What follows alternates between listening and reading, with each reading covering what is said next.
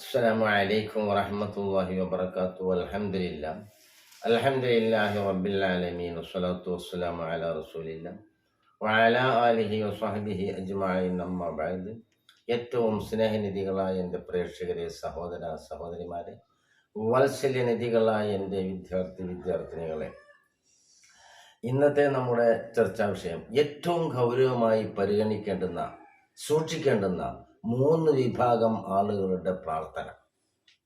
ആ പ്രാർത്ഥനയെ ഗൗരവമായി കാണണം എന്നുള്ളതാണ്. അദ്ദുആഉ സിലാഹുൽ മുഅ്മിനീൻ, മുഅ്മിനീങ്ങളുടെ മുഖ്യ ആയുധം പ്രാർത്ഥനയാണ്, ദുആയാണ്. മഹാനായ അഷ്റഫുൽ ഖൽഖ് സ്വല്ലല്ലാഹു അലൈഹി വസല്ലം തങ്ങൾ പറഞ്ഞതായി കാണാം. അതിൻ്റെ വ്യാഖ്യാനം, ആ ദുആ ഇമാദുദ്ദീൻ, ദീനിൻ്റെ ഭിത്തിയാണ്. അതുണ്ടെങ്കിൽ മാത്രമാണ് അവനിൽ ദീൻ നിലകൊള്ളുക. എവിടെയും പ്രാർത്ഥനയാണ് നമ്മൾക്ക് വേണ്ടത്. അതാണ് ഇബാദത്ത്.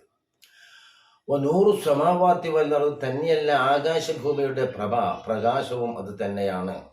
ആകാശഭൂമിയുടെ പ്രകാശം, പ്രഭ അത് തന്നെയാണ്. എന്നാൽ ആ 3 വിഭാഗം ആളുകളുടെ പ്രാർത്ഥന ഒരിക്കലും അല്ലാഹു തആല തടഞ്ഞു വെക്കുകയോ അതിനെ മാറ്റി വെക്കുകയോ ഉത്തരം നൽകാതിരിക്കുകയോ ചെയ്യില്ല. സലാസുൻ ലാ തുറദ്ദു ദഅവതുഹുന്ന, 3 വിഭാഗം ആളുകളുടെ പ്രാർത്ഥന അല്ലാഹു തആല ഒരിക്കലും തടഞ്ഞു വെക്കൂല, എത്ര കാലം കഴിഞ്ഞാലും ശരി. ഏതാണ്? 1, അൽ ഇമാമുൽ ആദിലു, നീതിമാനായ ഇമാമിൻ്റെ പ്രാർത്ഥന. 2, ആക്രമിക്കപ്പെട്ടവൻ്റെ പ്രാർത്ഥന. സമ്പത്തും ശാരീരികമായും അതുപോലെ തന്നെ എല്ലാ നിലക്കുള്ള ആരോഗ്യം കൊടുത്ത് മറ്റവനെ അതിക്രമം നടത്തിയാൽ ജാതി മത ഭേദമന്യേ അല്ലാഹു സുബ്ഹാനഹു വ തആലാവിൻ്റെ ഹക്കിനെ പിടിച്ചു കൊടുക്കുവാൻ പ്രാർത്ഥിച്ചാലെന്നാണ്.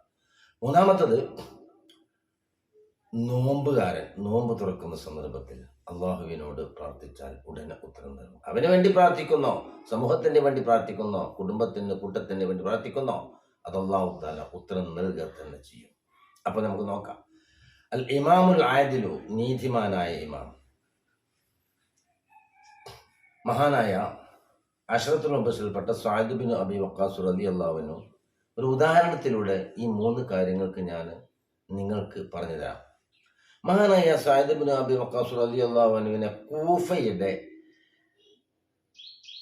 ഭരണം ഉമർ ഫാറൂഖ് റളിയല്ലാഹു അൻഹു ഏൽപ്പിച്ചു. കൂഫയുടെ ഭരണാധികാരിയായി സഅദ് ബിൻ അബി വഖാസ് റളിയല്ലാഹു അൻഹുവിനെ ഏൽപ്പിച്ചപ്പോൾ അദ്ദേഹം അത് ഏറ്റെടുത്തു. അങ്ങനെ കുറച്ചു കാലം കഴിഞ്ഞപ്പോൾ ജനങ്ങളിൽ നിന്നൊരു പരാതി, അങ്ങനെ എല്ലാവർക്കും പരാതി ഉണ്ടാകുക, പരാതി ഇല്ലാത്ത ആളുകൾ ഉണ്ടാകുകയില്ല, പരാതി വേണമെന്നുള്ളതാണ്. അങ്ങനെ മഹാൻ അവരെ സംബന്ധിച്ചൊരു പരാതി ചെന്നു. എത്രമാത്രം പറയുന്നറിയോ, അദ്ദേഹം ഞങ്ങളെ കൊണ്ട് മര്യാദയ്ക്ക് നിസ്കരിക്കൂല. നിസ്കാരം വരെ ഹത്താദക്റഹു അന്നഹു ലാ യഹ്സിനു സ്വല്ലീൻ, അദ്ദേഹം ഞങ്ങളെ കൊണ്ട് മര്യാദയ്ക്ക് നിസ്കരിക്കുന്നില്ല എന്നുള്ളിടത്തോളം വന്നു. ഉമർ ഖത്താബ് റളിയല്ലാഹു അൻഹു സഅദ് ബിൻ അബി വഖാസ് റളിയല്ലാഹു അൻഹുവിനെ വിളിച്ചു വരുത്തി. എന്നിട്ട് ഈ പരാതികൾ അദ്ദേഹത്തിൻ്റെ മുമ്പിൽ വെച്ചു. ഇങ്ങനെയൊക്കെ പരാതി കുഫക്കാരിൽ നിന്ന് വന്നിട്ടുണ്ട്. അദ്ദേഹം പറഞ്ഞു, അമ്മ അറിയണേ, ഉമർ ഖത്താബിനോട് പറയാണ്, അന വല്ലാഹി ഫഇന്നി കുന്തു ഉസല്ലി ബിഹിം സ്വലാത്ത റസൂലില്ലാഹ്, അള്ളാഹനെ തന്നെ സത്യം, തീർച്ചയായും ഞാൻ അവരെ കൊണ്ട് നിസ്കരിച്ചത് അള്ളാഹിൻ്റെ റസൂൽ നിസ്കരിച്ച് എങ്ങനെ കാണിച്ചോ അത് എൻ്റെ വക ഒന്ന് കൂട്ടാതെ കുറക്കാതെ ഒന്നും തന്നെ വ്യത്യാസപ്പെടുത്താതെ ഞാൻ നിസ്കരിച്ചിട്ടുണ്ട്. മഹാനായ ഉമർ ഫാറൂഖ് റളിയല്ലാഹു അൻഹുവിനോട് സഅദ് ബിൻ അബി വഖാസ് റളിയല്ലാഹു അൻഹു അങ്ങനെ. എന്നാൽ അത് അറിയാൻ വേണ്ടിയിട്ട് മഹാനായ ഉമർ ഫാറൂഖ് റളിയല്ലാഹു അൻഹു ആളെ അയച്ചു, എന്നറിയണമെന്ന് വിചാരിച്ചിട്ട്. അങ്ങനെ അന്വേഷകർ എല്ലാ പള്ളികളിലും കയറി ഇറങ്ങി അന്വേഷിച്ചു.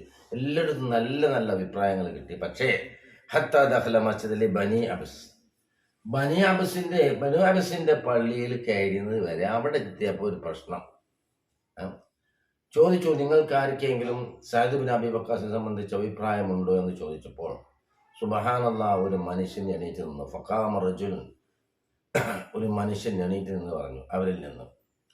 അവൻ്റെ പേരെന്താ വെച്ചാൽ ഉസാമത്ത് ബിൻ ഖതാദ എന്ന പേര്. അദ്ദേഹം പറഞ്ഞു, ഫഇന്ന സഅദൻ, തീർച്ചയായും സഅദ്, കാന ലാ യസിറു ബിസരിയ, യുദ്ധത്തിന് നേതൃത്വം വഹിച്ച് യുദ്ധത്തിനോട് കൂടെ പോരാറില്ല. തന്നെയല്ല വലായ ഹുസൂബി സെവിയത്തി വനീമത്ത് സ്വത്ത് കിട്ടിയാൽ അദ്ദേഹം നന്നായി എന്ന് പറഞ്ഞാൽ അതിൻ്റെ യഥാർത്ഥ രീതിയിൽ ഹക്കായ മാർഗത്തിൻ്റെ മേലിൽ അദ്ദേഹം ഓഹരീകരിക്കുകയില്ല. വലായായതിൽ കഥയെത്തി തന്നെയല്ല അദ്ദേഹം വിധി പറയുകയാണെങ്കിൽ മര്യാദക്കുള്ള വിധി പറയുകയില്ല, ആൾക്കനുസരിച്ച് കൊണ്ടുള്ള വിധിയാണ് പറയുക. ആര് പറഞ്ഞു? ഈ മനുഷ്യൻ പറഞ്ഞു ആ സഭയിൽ വെച്ചുകൊണ്ട്. അത് വലിയൊരു അതിക്രമമാണ്.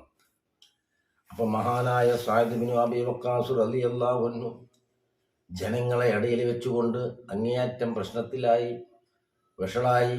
ആ സമയത്ത് മഹാനവറുകൾ പറയാൻ ബുദ്ധിമുട്ടി പ്രയാസപ്പെട്ടപ്പോൾ അമാ വല്ലാഹി ലഅദഉവൻ നബി സലാസിൻ, 3 കാര്യങ്ങളെ കൊണ്ട് ഞാൻ പ്രാർത്ഥിക്കുക തന്നെ ചെയ്യും. ഇത് 3 കാര്യങ്ങളെ കൊണ്ട് ഞാൻ പ്രാർത്ഥിക്കും. എന്താണ് ആ 3 കാര്യം? അല്ലാഹുമ്മ ഇൻ കാന അബ്ദുക ഹാദാ കാദിബാ,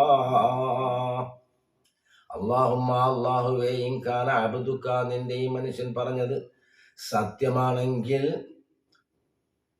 അങ്ങനെ അവൻ കാമരിയാൻ, അവൻ ലോകമാന്യത്തിന് വേണ്ടി പറഞ്ഞതാണെങ്കിൽ, വസുമഅത്തൻ, പ്രശസ്തിക്ക് വേണ്ടി പറഞ്ഞതാണെങ്കിൽ, ഒരു മനുഷ്യൻ മഹാനായ സഅദ് ബിൻ അബീ വഖാസ് റളിയല്ലാഹു അൻഹു പ്രാർത്ഥിക്കുകയാണ്.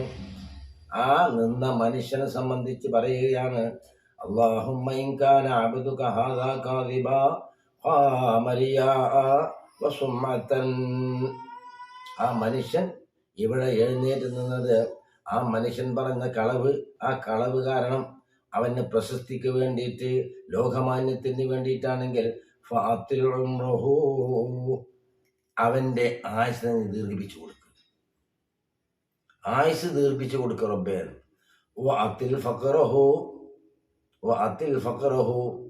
അവന്റെ ദാരിദ്ര്യം നീ ഏറ്റിക്കൊടുക്കും.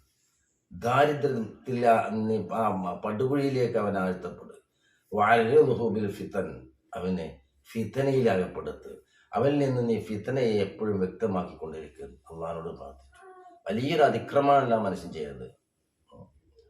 നീതിമാനായ ഇമാമിന്റെ പ്രാർത്ഥന അതിക്രമം ചെയ്തത്. എന്ത് മനുഷ്യൻ എന്തായി അറിയങ്ങൾ. പിന്നീട് ആ മനുഷ്യൻ അതിന് ശേഷം കണ്ണിന്റെ പുരിയങ്ങൾ വരെ നിറച്ച് ഒരു പക്ഷിക്കുഞ്ഞിനെ പോലെ വഴിത്താരയിൽ നിന്നിട്ട് അതിലെ വഴിയിലൂടെ പോകുന്ന സ്ത്രീകളൊക്കെ കൈകൊണ്ടും വടികൊണ്ടൊക്കെ കുത്തിയിട്ട്, അതല്ല ഫിത്തന വ്യക്തമാകുക.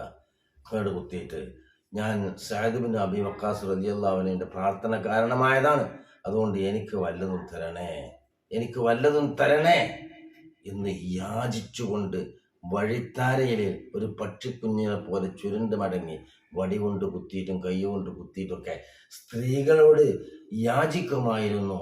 അദ്ദേഹം പറഞ്ഞിരുന്നു, ഞാൻ സഅദ് ബിൻ അബീ വഖാസ് റളിയല്ലാഹു അൻഹുവിന്റെ പ്രാർത്ഥന കാരണം അങ്ങനെ ആയത്. അപ്പം നമ്മൾ നല്ലോണം ആലോചിക്കേണ്ടതുണ്ട് ഇവിടെ. കാരണം ഒരാളെ പറ്റി ഇല്ലാത്തത് പറയുകയാണെങ്കിൽ അതുകൊണ്ട് ആ മനുഷ്യനുണ്ടാവുന്ന ബുദ്ധിമുട്ട് കാരണം അവൻ്റെ മാനസികമായ പ്രശ്നങ്ങൾ താങ്ങാനാകാത്ത ബുദ്ധിമുട്ടും പ്രയാസവും ഉണ്ടായി അള്ളാഹുവിനോട് പ്രാർത്ഥിക്കുകയാണെങ്കിൽ ഈ ദുന്യാവിൽ നിന്ന് തന്നെ അത് അല്ലാഹു സുബ്ഹാനഹു വ തആല അവനെ കാണിച്ചു കൊടുക്കും. അപ്പം അത് രണ്ടാമത്തത് വസ്വായിമു ഹീന യഫ്തുറു, നോമ്പുകാരൻ നോമ്പ് തുറക്കുന്ന അവസരത്തിലാണ്. ഈ ലോകമാന്യമില്ലാത്ത ഒരു ഇബാദത്താണ് എന്ത്? നോമ്പ് എന്ന് പറഞ്ഞത്. അപ്പൊ അതിന് അള്ളാഹുദാസ്വമുലിവാനാജിബിഹിനാണല്ലോ. നോമ്പ് എനിക്കുള്ളതാണ്, അതിന്റെ പ്രതിഫലം നൽകുന്നത് ഞാനാണ് എന്ന് മഹാനായ സല്ലല്ലാഹു അലൈഹി വസല്ലം തങ്ങൾ അല്ലാഹു സുബ്ഹാനഹു വ തആല പറഞ്ഞതായിട്ട് പറഞ്ഞു. അതാണ് രണ്ടാമത്തത്. മൂന്നാമത്തത് വദഅവത്തുൽ മദ്ലൂം, ആക്രമിക്കപ്പെട്ടവന്റെ പ്രാർത്ഥന ഗൗരവമായി സൂക്ഷിക്കേണ്ടതാണ്.